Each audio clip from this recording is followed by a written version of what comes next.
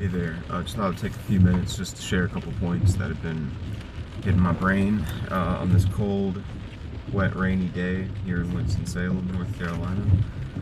Just had been occurring to me that as the world around us begins to simplify and lessen more and more, and it becomes maybe more noticeable to people where it had been where it had been less obvious, we're going to wonder, what do we have left? And the real answer is we have ourselves. Um, I oftentimes feel like the protagonist and everything around me is pretty much static for the most part. It has no pliability. You can't really do much with it. You're just going through the motions as a organic being that has original thoughts, creative thoughts, that sort of thing.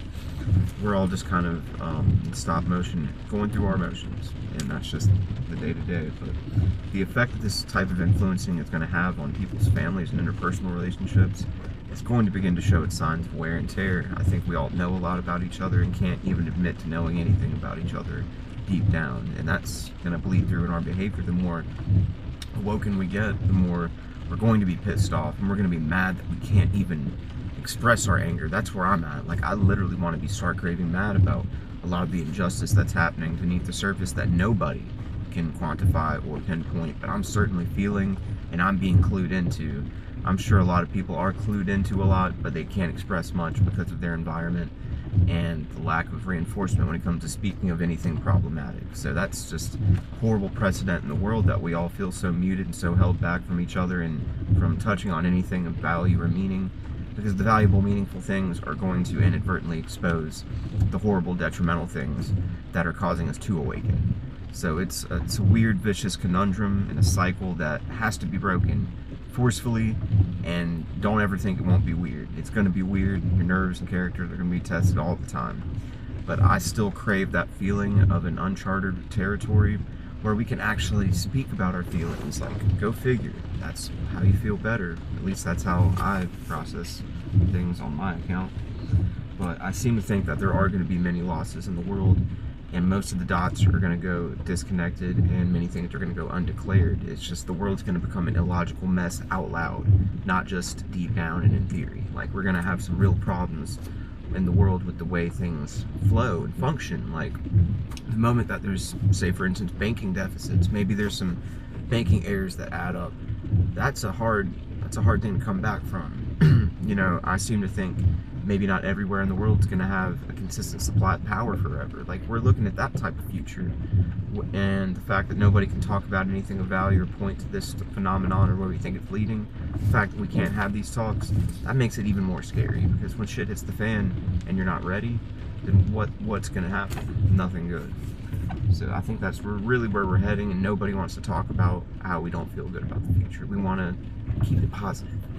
And I'm with that. I like positive vibes, but damn it, you have to be realistic. Otherwise, you're just a fool who's just opening themselves up to a lot of scrutiny and harm, basically. But the emphasis will always be on the common denominator being removed and never talked about. There's certain things in this reality that we need to talk about, that we should be more specific about. And I'm wondering, why is there no specificity? But anyway, I believe there are going to be rapid changes and sudden awakenings that startle and alarm those who fail to see this event as the spiritual phenomenon that it truly is. I think it's getting downplayed, censored, muted, and never acknowledged. I think we live in a world where the truth is taboo and the lies are expected to be in place to comfort those at fault, of which there are many. Like, we live in a world where almost everybody's done something wrong they're not proud of. That's going to be a limiting factor in how they behave. They have behavior modification techniques that are tailor-suited, and they've worn people down, and people just don't have that freedom of thought like they used to think they had, at least.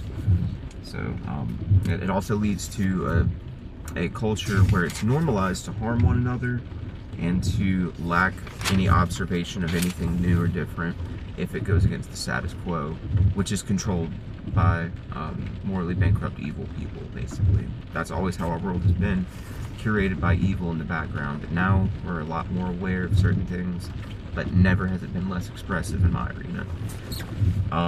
We are going to witness and endure a generation of people as well that have questionable moral fiber, and they have low empathy and emotional output because they've been worn down and droned out, and they've been made blind to all these hurdles that they're going to have to face that they're never going to be able to get over. It's just a sad thing to even consider that people are just being set up for failure like sheep to a slaughter in many cases. It's just natural selection of the world. Like, I seem to think that people like will be weeded out because of their inability to see beyond the surface, and they'll be walked right into a trap. Like, that's life. Life is a test. You got to know that there are traps, and you got to know you're taking the test. But the more we learn about human society and the truth behind the falsehoods that we've been accepting, the more we're going to yearn for a simpler time free of headaches and hindrances caused by human society and technology and that sort of thing. It's going to be a massive headache, and we will all view anything, including the past, from different perspectives, and that makes the life experiences that we did endure wildly different than what we thought we lived through. Like, there's communication has been horrible and barred, and so is comprehension. People seek to misunderstand because it doesn't fit in with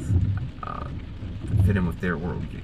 It's a lot of heads clashing in this world, and the human condition has changed, and many are just stuck in those toxic cycles, like I mentioned before. They're very difficult to break because of the constant manipulation and interference of our lives that we can't even really vent about unless you're just like me and don't give a fuck. But fear as a motivator will only shift direction when the world is truly reeling and in dire straits. Whenever we realize that we all screwed up and we didn't, what did and didn't happen during the past several years, once that comes out into play, there's going to be a lot of repressed emotion and anger in the world. And it's going to be a harder place to live in comfortably with optimism, is what I think. I think it's going to be like the true survivor will come out of certain people, and hopefully those with some foresight can foresee these types of events and maybe bypass or circumvent them in some kind of way. But in many ways, we are kind of just determining a predetermined fate, with the emphasis on nothing remarkable happening, nothing groundbreaking happening that will shake anything up. Don't rock the boat at all, not even to make waves. Just slow and steady nothingness is what they're hoping to achieve for people like us. But ultimately, we are wildly aware, yet we're unable to do much off the beaten path, and I really hope something happens that shakes that theory up and deviates from the norm. But anyway, I wish you guys well.